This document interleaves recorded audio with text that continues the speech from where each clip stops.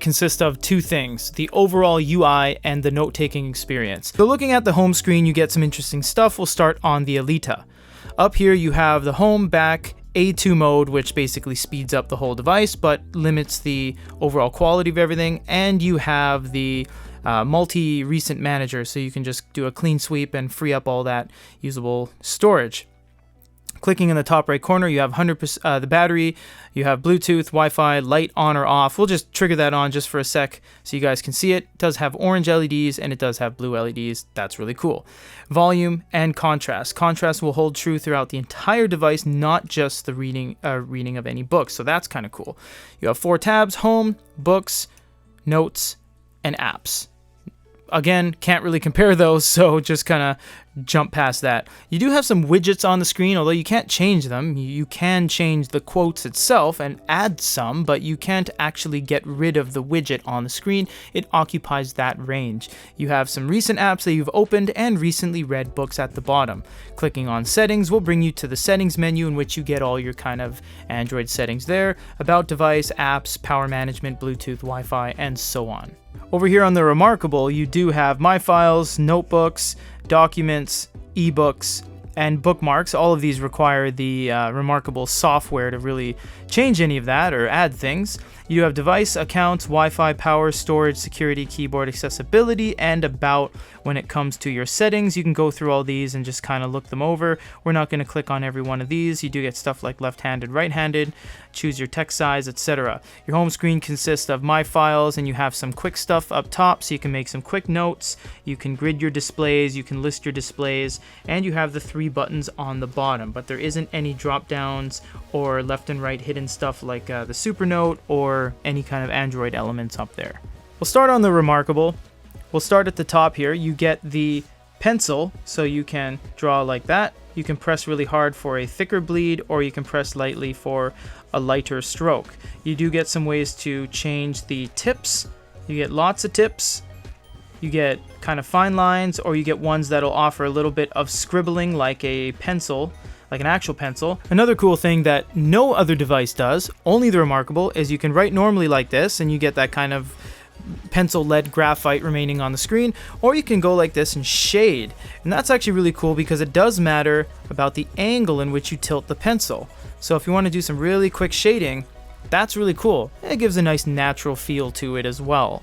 Erasing is very easy. You can actually select the erase like so. You can select range eraser, so you can select a range and it cuts that, or you can just erase the entire screen and it wipes it away. You do have this kind of bleedy pen as well, so it gives you the ability to make these kind of hairlines or a thick bleed, or again on that side, so that's really cool. We'll go ahead and clear the page once more. You also, you just go to sleep. You also get highlight, which is really cool because it just makes these very thick lines and it kind of leaves it opaque so you can see what's going on underneath.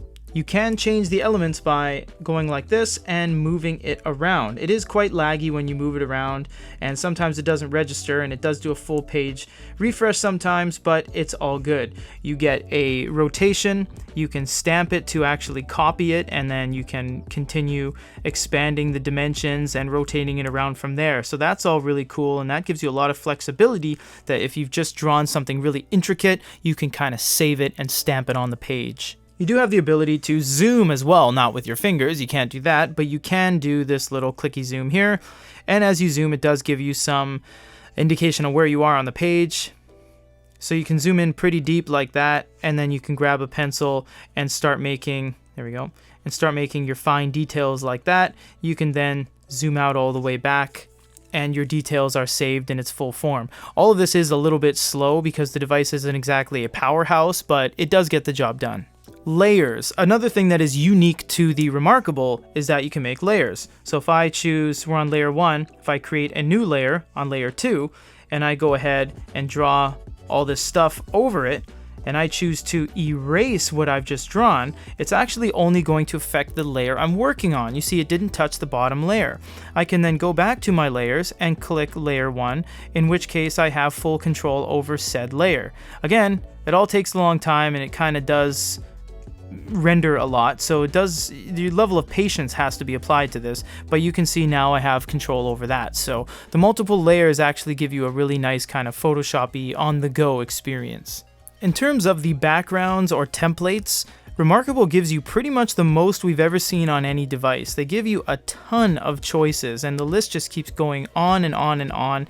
The Alita has a very fast writing experience. There is minimal lag with the pen. As you're stroking like this, you probably have about a 4mm run behind. So all things considered, it's not bad. You do have all the same eraser functionality that basically any device has. You have track eraser, you have range eraser, just wipe the whole page away, and you have two different pens, one that has pressure sensitivity and one that does not. So if we choose the pencil, the stroke is going to remain consistent the whole way through, and if you choose the pen, you're going to have that kind of ability to do hairlines like that or thicker bleeds like that. You do have your line thickness as well, lots of different choices here, 12 choices plus a slider bar, and the eraser size as well. Flipping the pen over, you can use the eraser, something the Remarkable does not have. So this actually gives you the ability to do some pretty accurate erasing job, and it's very quick. As you see here, I'm speeding through it, and it's all, although the animation is slow, the actual erasing function is quite quick.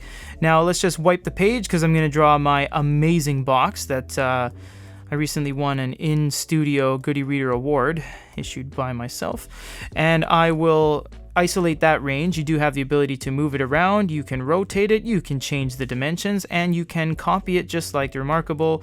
You can stamp it, although you do have to go an extra step to press paste.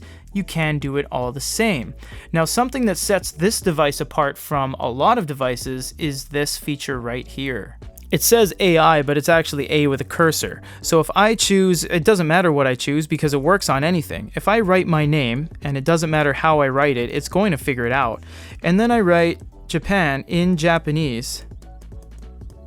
Well, Japanese in Japanese. So I've written two different languages, and all I do is click this A cursor option, and what it will actually do is find my entire note-taking that I've done with the pen and turn it into text, and it's multilingual, and it didn't matter where I wrote it on the screen, and both of those are accurate. So that is a very good and very functional feature that this device has. You can press back if you make a mistake, you can press this to start a new page, or you can actually just press next to start a new page, and you have ban mode. Ban mode bans the use of your hand on the screen, although I don't know why, because even with 5 points on the screen, it actually still has no hindrance at all. So I'm not really sure why they have ban mode, and yes, you can rest the palm on the screen when you're writing. It doesn't affect the screen at all. In terms of backgrounds, they do have them, not nearly as many as the Remarkable, but it does have a couple pages of them, square, small, white paper.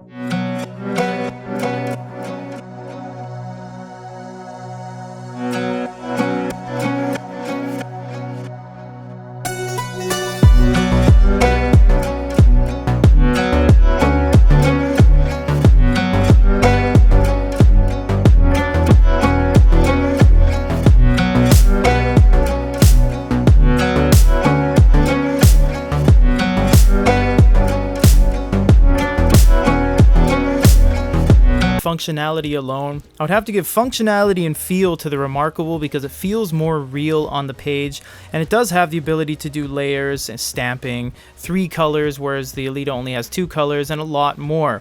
But in terms of the actual latency, speed, and the features like the AI and the ability to basically utilize Android to share your notes very easily, very simply via any app you wish, via any email app, or even plugging this into a computer, would have to be the Alita for sure, because it's just a lot more friendly.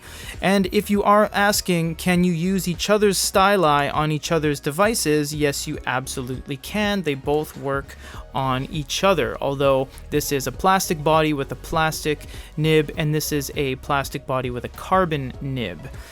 Overall, you can't go wrong with either one of these two. It depends on what you want. If you want a multi-function device with every feature under the sun, including full audio and Android, you want to go with the Alita because it does way more than the Remarkable does.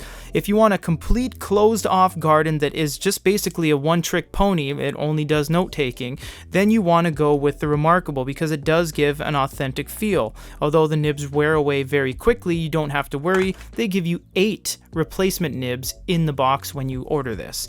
I hope this opens your eyes to which device you want, a multimedia beast or a single purpose device. If you guys have any other questions, comments, or concerns, let us know. But for now, Alita versus Remarkable, this is Peter.